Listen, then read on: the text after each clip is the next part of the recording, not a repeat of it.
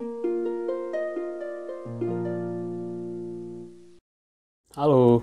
Assalamualaikum warahmatullahi. Ketemu lagi di vlog Juru Baca. Saya Hasan Aspani. Kita ngobrolin puisi lagi. Ini topik yang saya hindari sebenarnya, tapi mungkin bisa kita coba. Cara mudah menulis puisi. Sebenarnya setiap puisi itu ditulis melewati proses yang masing-masing unik, berbeda-beda. Tapi ada satu jalan yang sama yang ditempuh oleh setiap puisi itu, dan saya mencoba membuat penyederhanaan nanti dengan contoh bagaimana umumnya puisi-puisi saya itu saya tulis dengan cara yang mudah, dan sekali lagi ini sebuah simplifikasi, ini sebuah penyederhanaan. Satu, selalu mulai dengan mau ngomong apa atau topik. Misalnya, kita sekarang mau menulis puisi tentang mencuci tangan. Misalnya, itu topik, itu tema, itu bahan yang akan kita pakai untuk menghasilkan sebuah puisi. Yang pertama, bisa apa saja. Anda bisa mencari atau menemukan atau tergoda untuk membuat sajak tentang apapun, tentang kesepian, tentang kehilangan, tentang kemarahan, tentang kebencian, tentang macam-macam. Tapi kali ini saya ingin menulis puisi tentang mencuci tangan. Itu satu. Yang kedua, cara ucap. Atau saya ingin atau bisa mengucapkan apa dengan mencuci tangan itu. Atau bagaimana saya mengucapkan mencuci tangan itu dalam puisi saya. Saya harus mencari. Itulah asiknya puisi kan, mengubah, mencari cara ucap, atau mengucapkan apa yang dengan apa yang sedang kita pikirkan. Topik yang tadi kita menggoda kita dalam hal mencuci tangan misalnya gitu. Saya misalnya ketika ingin membuat konten ini, saya kepikir adalah saya ingin mengucapkan dengan mencuci tangan bahwa menjaga kesehatan itu penting. Nah, yang ini sebenarnya bisa ditemukan nanti setelah puisinya selesai. Tapi dalam video ini saya ingin mencontohkan bagaimana kalau saya menemukan topiknya dan saya yaitu mencuci tangan. Kemudian saya ingin mengucapkan pesannya, amanat puisinya bahwa menjaga kesehatan itu penting. Itu yang kedua. Yang ketiga, saya kemudian berpikir, mencuci tangan itu kan bisa punya makna ganda. Misalnya, mencuci tangan itu bisa jadi perumpamaan untuk tindakan lepas tanggung jawab, atau orang yang lari dari perbuatannya. Cuci tangan, lepas tangan.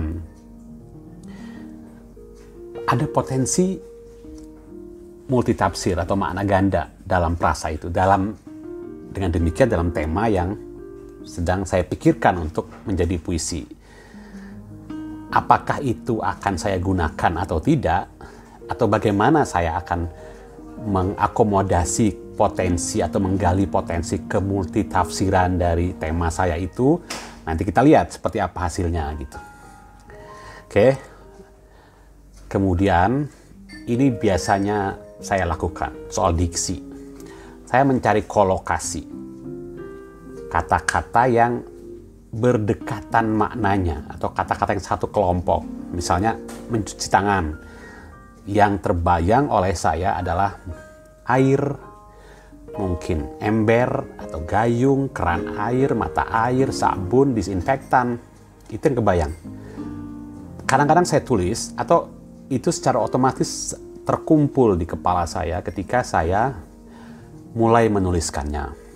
Atau saya juga terbayang kata-kata yang berkolokasi, misalnya cuci, kotor, bersih, kata noda, kata bau, itu sudah bermain-main di kepala saya, bermain-main dalam benak saya ketika sejak awal saya berpikir untuk menulis puisi tentang mencuci tangan. Atau saya juga mengumpulkan kelompok kata yang berdekatan maknanya, kolokasi yang lain, kayak tangan, lengan, jari, kuku, buku jari, telapak tangan, atau wajah, atau tubuh. Karena tangan adalah anggota tubuh. Saya kadang menuliskannya, atau yang seperti saya bilang tadi, itu hanya bermain-main saja, sudah menari-nari dalam benak saya, menunggu kesempatan untuk saya pakai dalam puisi saya. Itu soal diksi, soal kolokasi. Jadi itu pentingnya kita memperkaya diksi, memperkaya kosakata, atau secara otomatis kalau kita sudah terbiasa menulis puisi, mereka akan berdatangan sendiri. Itu kata-kata bahwa kata-katalah yang mendatangi penyair, ya dalam konteks itu benar begitu. Jadi ketika kita memikirkan sebuah tema puisi, ingin mengucapkan apa dengan tema itu, maka karena bahasa kan alat ucap medium kita itu kan, kita kayak mau ngelukis, ya kita pasti akan mengambil beberapa kuas yang kita perlukan, kita mengumpulkan, memilih warna-warna yang memang kita perlukan untuk lukisan yang hendak kita lukis itu. Dalam konteks puisi, maka itu adalah kata-kata. Ya apalagi selain itu gitu. Belum tentu kata-kata tadi saya pakai semuanya, tapi dia sudah hadir serentak bersamaan gitu, dan saya sudah mulai melihat kemungkinan kata mana yang saya pakai atau bagaimana cara memakainya terkait dengan tema dan apa yang ingin saya ucapkan dengan tema itu gitu. Baru menuliskannya. Tadi saya sengaja mencatat prosesnya gitu, dan akhirnya terciptalah sebuah puisi yang, ya apa boleh buat, inilah puisi yang tercipta dari proses itu gitu. Belum ada judul, tapi saya akan bacakan. Teman-teman bisa lihat di layar. Apa yang aku pegang tadi? Kenapa tanganku kotor sekali?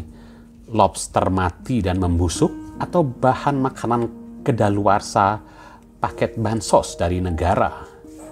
Aku harus mencuci tanganku lagi, mencucinya berkali-kali. Kenapa tanganku kotor lagi? Apa yang kupegang tadi? Aku hanya mengusap wajahku sendiri, padahal tadi sudah bersih kucuci. Yes, itu sajak 3 bait. Belum saya kasih judul.